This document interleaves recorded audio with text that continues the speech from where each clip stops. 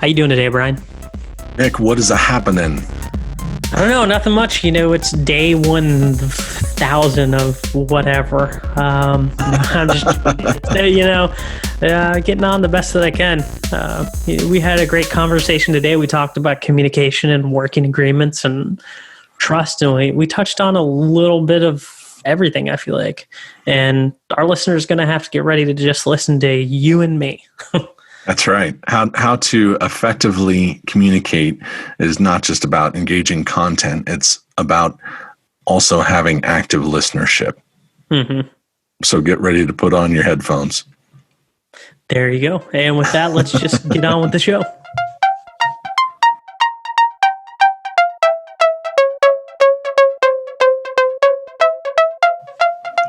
Thanks for joining us for another edition of Lead.exe. I'm Brian Comerford in Denver, Colorado. And I'm Nick Lozano in Washington, D.C. And today we're going to chat, and we're going to chat about communication. It's just going to be Brian and me communicating. Isn't that odd? Just two of us for one thing, as if we don't communicate enough together. I know. And it's representative of 2020 that we're doing this over video conferencing, right? It's true. Well, it seems to be the new most ubiquitous method, right? It's the new interaction with someone, quote unquote, sitting across the desk from you. They're really just a cluster of electrons on your screen. Just pixels, right? That's right. But as we're talking about this topic, getting started for this episode, I think some of the things that really jump out to me, particularly in this time that we've been living through, is the lack of quality communication, particularly that I've heard from other organizations who are wrestling to understand, how has the strategic imperatives for their organization changed, or have they changed? Or, what are the new expectations from working from home? And so there's sort of, that's one category where there's been a bit of a black hole for some organizations where, for whatever reason, there hasn't been an increased level of communication or quality communication. And then the other side of it, I think, is this tendency towards over-communication. It's almost like throwing as many meetings as possible on people's calendars to ensure that that they're doing some kind of work while they're working remote, right? That somehow equates to, I know my people are keeping busy because I've got them in meetings all the time. Yeah. And, communication's a great topic, right? And you just brought up the good thing about we need to have these daily meetings so that I can get everybody and I know work's getting done when their ideas of work getting done need to shift, right? It's not somebody being in office Monday through Friday. Are deliverables being hit? Is work still being completed? Are you still getting pieces of work from people on time? I mean, just the same way you would judge that work's getting done in an office, you can judge it remotely. It's just not going to happen in that same window, right? That everybody has. And especially with some jurisdictions, are further along than others. And some people have their children at home. So they might wake up at 5 a.m. before the family gets up, run through a few things, then work for a little bit, then take care of the family, and then go back to work. And that's where I feel like this going on, during this whole situation, I don't even want to say what it is, but we're recording this in October 2020, if anyone's listening and what's going on. Like, I don't need to explain this. But I feel like written communication is probably underutilized, more in the modern day, right? Because we have access to instant messaging, we have access to email. But the thing I always see with email and instant messaging is it always leaves people out of communication loop. And especially if you bring new team members on, they're just lost. And that's where project management tools, I feel like, are more in line with getting people on the same page and communicating, and just long form writing, explaining things out in like a bulletin style form, where you're not expecting people to reply instantly, includes everybody in the conversation. And like I said, I'll go back to this team Slack thing. While they're great tools, I feel like there's an emphasis that when people get a message, that people expect people to reply back instantly. And I feel like that at times can just burn people out. Oh, absolutely. I agree. The burnout factor has been pretty intense lately, I think, for a lot of folks, myself included. Part of what you're talking about, Nick, that I really resonate with is this collaborative communication and the importance of it. Email is it's a good, quick exchange medium if there are some very targeted communication assets that you want to deliver to somebody else or a small subset of people, right? Being able to deliver something like, here's an invoice and here's some discussion around that, or here's some options for some meeting times. Let's take a look at a shared calendar link so that we can all plan what's the best availability for anybody. Those things tend to be very good, targeted communications that are effectively handled through email. Instant messaging, it tends to be really good for some kind of direct outreach, and something that's usually, would get lost in email because you're looking for some kind of immediacy. And so, instant messaging or texting on a mobile device are somehow, somewhat synonymous, I think, at this point. But trying to ping someone directly and get their immediate response, that's where instant messaging, I think, comes in as an effective tool. But on the collaborative side, there are two things that I heard you mention. The first is, how do you centralize that information that needs to be shared long term and that may be evolving over time? Mm-hmm. Having good collaborative tools, there's a lot of them. There's wikis, there's Evernote, there's OneNote. There's a lot of these different tools, Google Drive, whatever it is, where you can put documents in and have some kind of table of contents that dictates the hierarchy or the order of the content that you're putting in, and then opens the door for other people to be able to collaborate on it, right? So that it's not just this static, here's my white paper on XYZ initiative, right? It's more, here's where we're at in the current state of the knowledge base that we're creating around this thing that we need to share. You know what's funny when you said it's a living, breathing document, and us as technical people should know how to do this, right? We are literally talking about documentation of software, almost how to use something, right? And then you put a version number on the document and you say when it was last revised, right? And who revised it.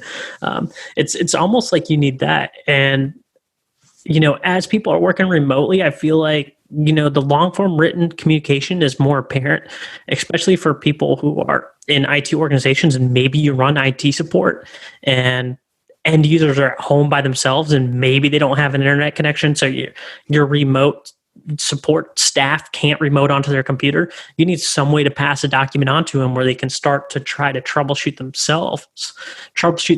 And that's where I think, us as technologists should be familiar with taking this same methodology of like what we would do for technical documentation and maybe applying it to our projects, right? When we get a deliverable, XYZ happens, then it goes to accounting, then accounting does this.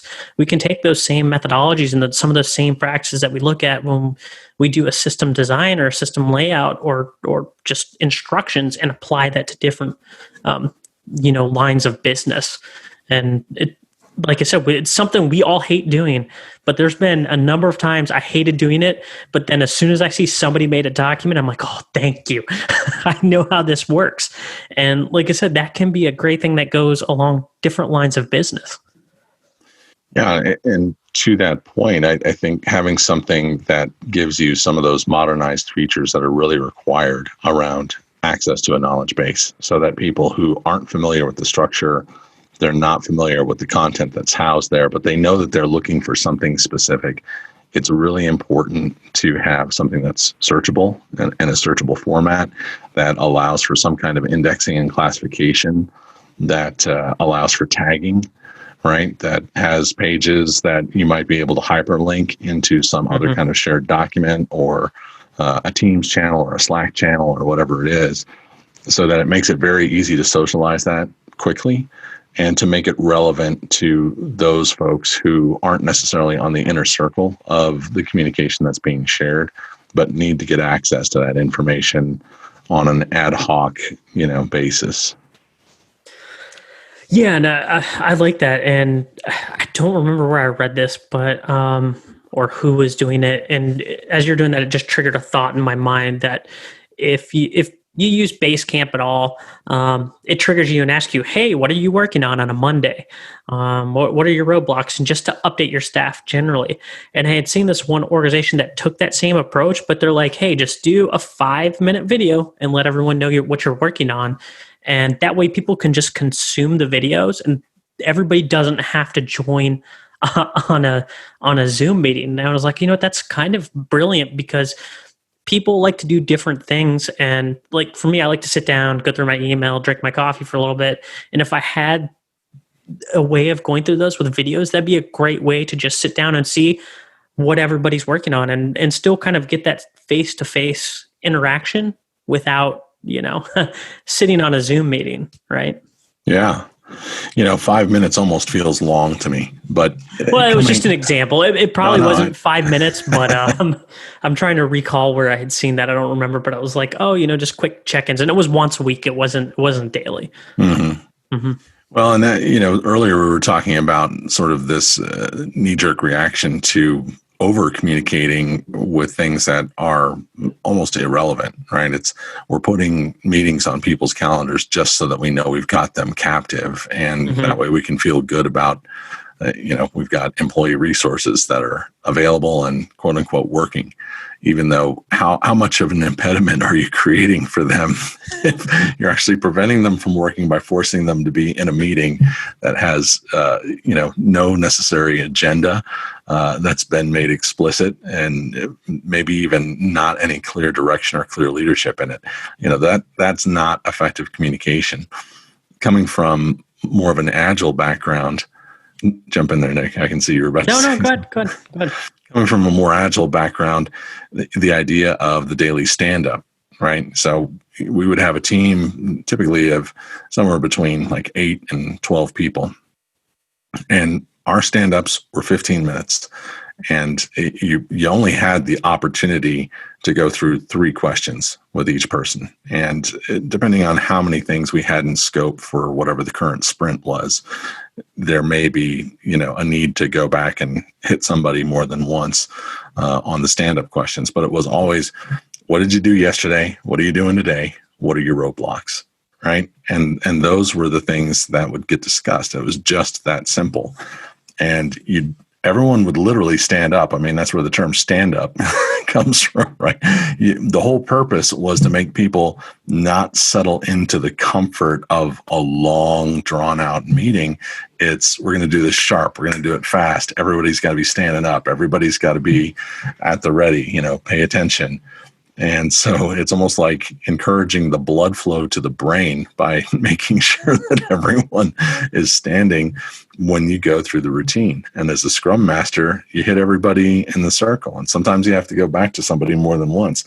But it was an easy way to get all the information out on the table for a team that's working and has to be working cohesively on something. Not everyone had to be able to go so deep on someone else's domain, but they needed to know enough about what that person was working on that they understood if their own work had dependencies on what was holding somebody else back, or if their own work could contribute to speeding along the process for someone else's deliverables. Yeah, and that's, I think the standing meeting has kind of gotten a bad rap recently because people have done like what you said, right? They turned a standing meeting into a daily morning meeting. That's like an hour instead of what it was originally intended to be. You stood because people got uncomfortable and they got tired of standing. So everyone got it out fast. But so like, as we talk about right now and the standing meetings and communicating, why it's important for, obviously leadership to communicate down, but I feel like it's important for individual team members to also communicate up, right? Because sometimes as leaders, we might not be aware that a certain situation's going on. If I'm in a situation where I manage 10 people, I might not notice an issue on one person, at daily work environment, especially right now, right? Because we're not at face-to-face all the time. So what are some of your tips for communicating up? Yeah, brevity, I think, is key. And particularly for somebody who they may be in a senior leadership role and they're already log jammed with meetings. So having an executive summary version or elevator pitch version of whatever it is that you're trying to approach someone with, I think is hugely beneficial. If you can get those things out and just be succinct and make sure that, there's three things you need to know. Here's what's going on. It's this, and this, and I need a decision. Or, conversely, we've run into a challenge. We've got a handful of options. Here's the number one option that I recommend. Here's option 2. Here's why it could or could not work. Here's option 3. It would probably work the most effectively, but it takes the longest and it's the most expensive, right? And being able to just spell those things out very clearly and quickly so that you're then enabling your top level leader to be efficient in their own decision making, right? They need to be able to receive the information, understand it quickly, and then act on it. That's effectively what you're looking for someone that you're communicating up to, right? Does that answer your question? Yeah, no, I was just curious. I always like to hear how people like to communicate up, right? There's always this expectation that leadership communicates down, and any good leadership should be communicating down to their staff. But then they should also be, encouraging their employees to communicate up in multiple forms and fashion. Whether that's suggestion boxes or employee surveys. I feel like, especially right now too, leaders should be checking in with their people at least every so often, saying, "Hey, how's it going? How are you doing? Is there anything I can do for you?" So I feel like that upward communication is very important. Yeah, I'm with you on that, and I think a component of that as well is encouraging two-way dialogue. Right? Mm-hmm. It's not just about I'm coming to you. I'm going to blast you with a bunch of stuff that I need to tell you, and then I'm going to take off. Right? Those are like drive-by communication slams. But being able to come by and say something to the effect of, I've been thinking about this issue that we're challenged with. I've got some ideas about what we might be able to do with it. I'm curious what your thoughts are. Is this even worth pursuing right now? Right? And always being able to interject the communication with additional questions. And leading questions kind of don't count, because if you're trying to just shape the path for where you want someone to end up, I mean, I guess that is one effective way, particularly if you're in a role where you're leading up with your management structure. But in earnest, trying to encourage asking questions and soliciting actual opinions so that you have a diverse perspective in whatever it is that you're challenged with. Yeah, no, I get that. And asking questions is kind of key in communication, right? It's about not being worried about being that person who always asks the questions, right? Being labeled as that guy. If you don't understand something, you should definitely be asking questions, right? I don't mind being that guy. Like when I went through college, I was definitely older than most of the other kids who were going through, and I didn't mind sitting up front being the guy who always asked a question when I didn't understand something. So I'm sure there was somebody there going, it's like, man, this guy's going to ask a question again. But to me, I didn't understand something, so I want to know the answer. I mean, if I didn't understand, then somebody else probably didn't understand. And that's kind of helps lubricate some other communication where you find out maybe there's an ongoing issue where nobody understands and nobody just wants to say anything that they don't understand.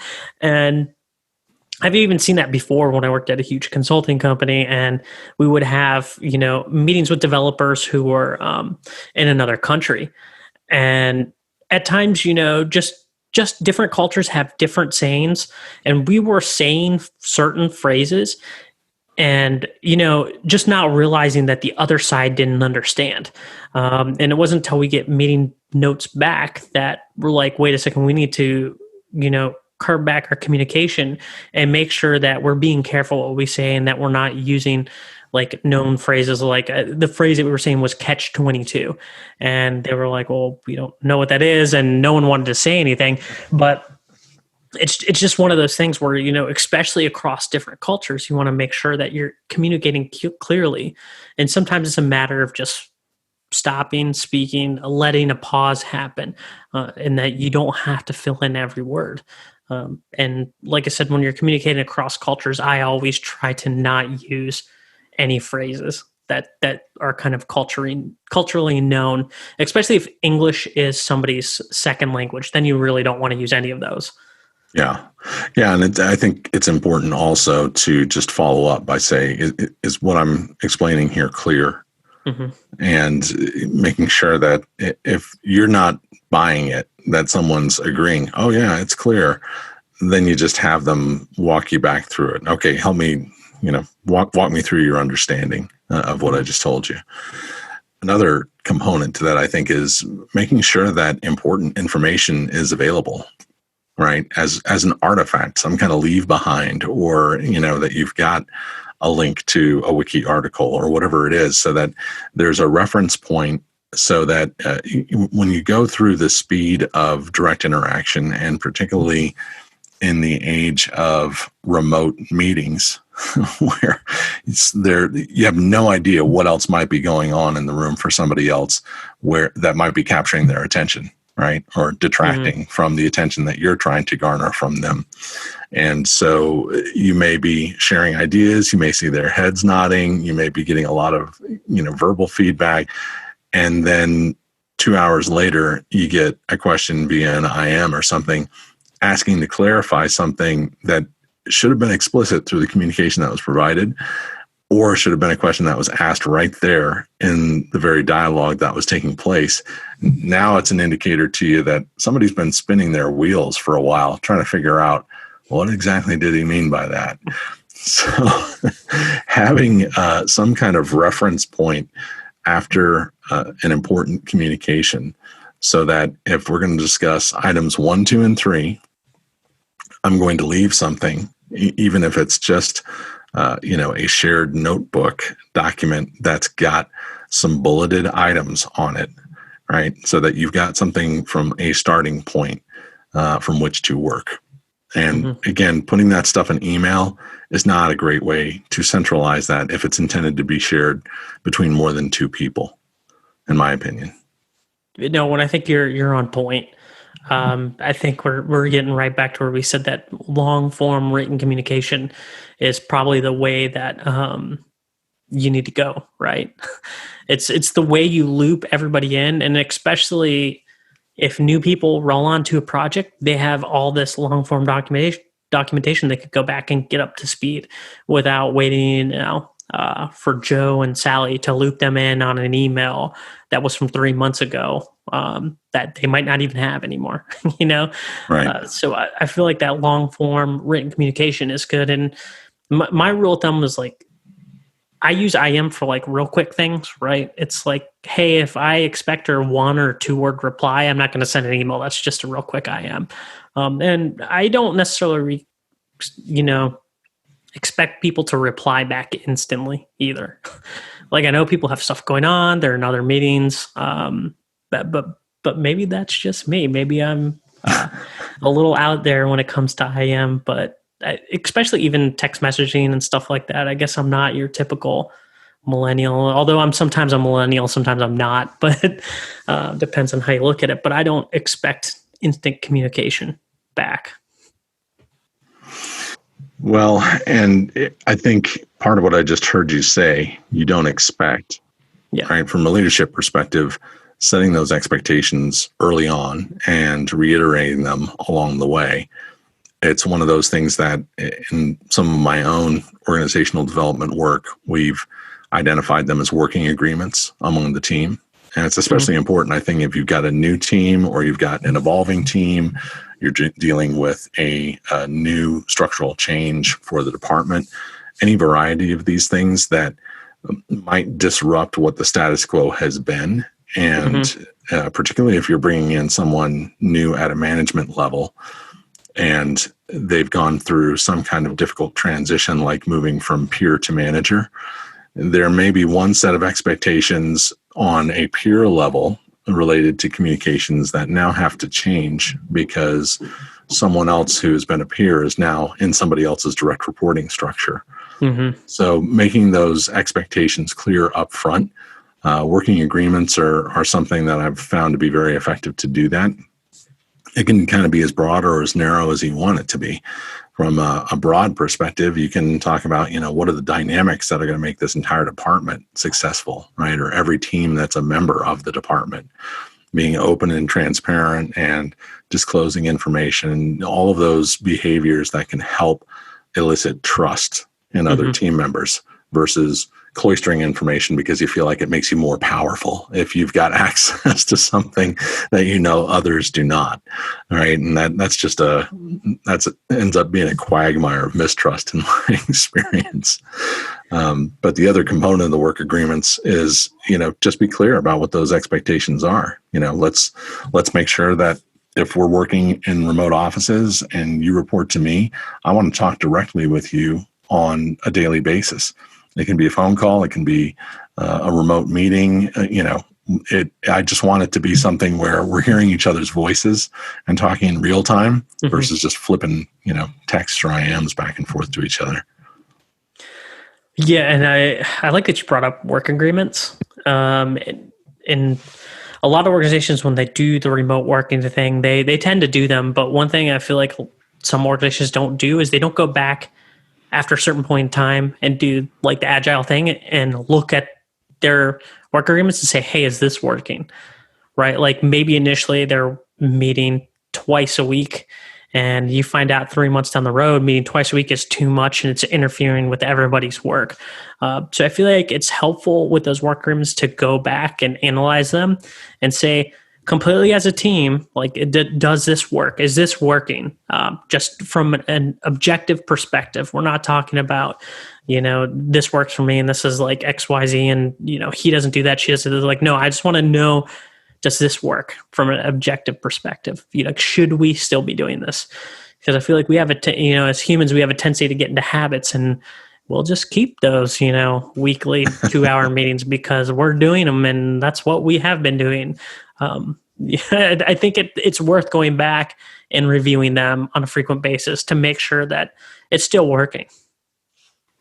I think so too. And an addendum to that, I think, can be actually having a conversation with the team around what are the preferred methods of communication so that you don't necessarily have to tie any one person to any particular medium that makes them feel uncomfortable. But you also have to set the expectations that sometimes we're going to get out of our comfort zone, right? And it's going to be important for us to meet others where they're at so that we can actually have direct and meaningful communication. Yeah, and that goes two ways, right? If you set the work agreements and you're like, okay, I expect everyone to, put in Basecamp or whatever project management tool, there's tons of them, your daily thing. And then, when I IM you, I expect something back in 2 hours. But if I call you on the phone, it's an emergency and I expect you to answer the phone, right? But that's got to go the other way across. If you set that work agreement, you yourself need to follow the rules as the leader that you set out, right? You can't then just call them anytime you need a question answered.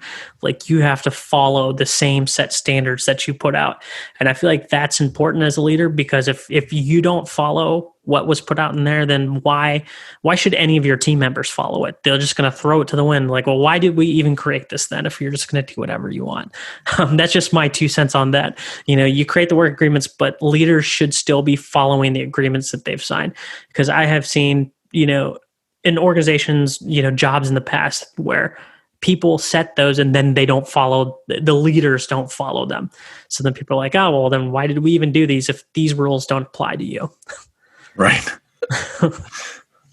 So, Nick, I know that we ask a lot of our guests this question, but in terms of media resources, are there things that jump to mind that are beneficial for you on this particular topic?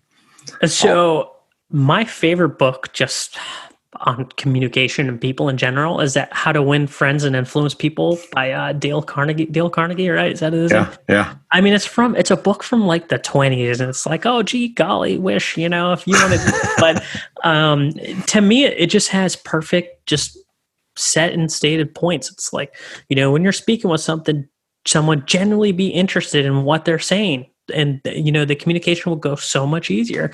It's just those little points like that. And you can apply that same principle to IM or to, Teams or, Word docs or however you're doing it. To me, that's always a great resource. And I read it every couple of years again, and I pull out some other little nugget out of that book.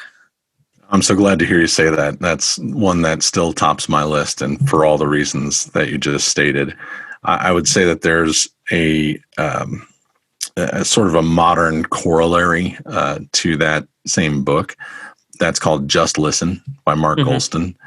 And part of what I like about that book is, you see a lot of these titles out there that are related to effective communication, how to have difficult conversations, how to have conversations when you're managing up, right? All these different things.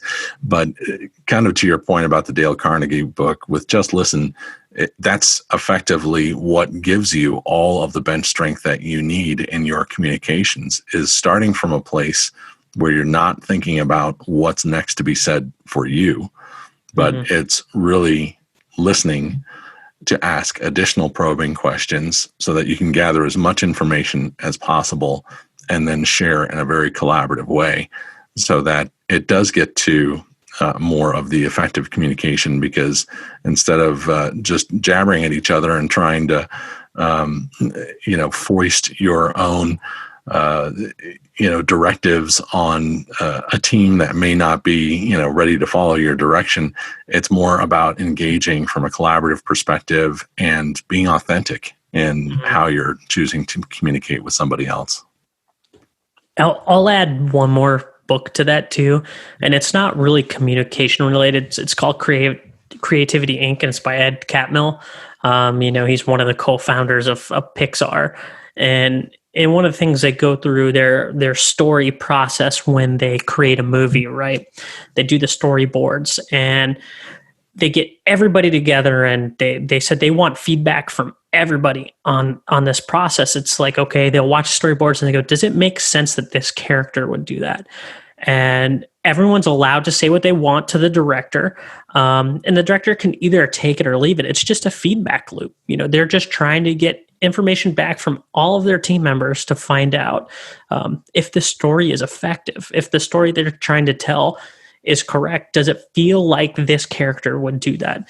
And I really like that process. And if you watch any of their movies, you can kind of tell that they are sticklers on how they tell their stories, because their movies always tend to be pretty well put together. I mean, even if you don't have kids, I mean, you can probably watch any of those movies and fall for some of the stories. But that's also another good one that I like to put on. And they do a lot from the creative perspective too, how to take creative teams and people from different areas and get them to work together. So that's a good one that I recommend too. Cool. I've heard you mention that many times and I've never picked it up. So I'm going to move it to the top of my list. It's a good one. It's got like Buzz Lightyear and he's on the cover. It's a good book though. I love it. To infinity and beyond. Can we say that legally? Maybe as long as we're not mimicking the voice, Well, I don't sell anything, so I can come get $0 that I've got from this podcast. Love it. Great. Thanks for the conversation today, Nick. Yeah, appreciate it. All right. Have a good one, Brian. You too.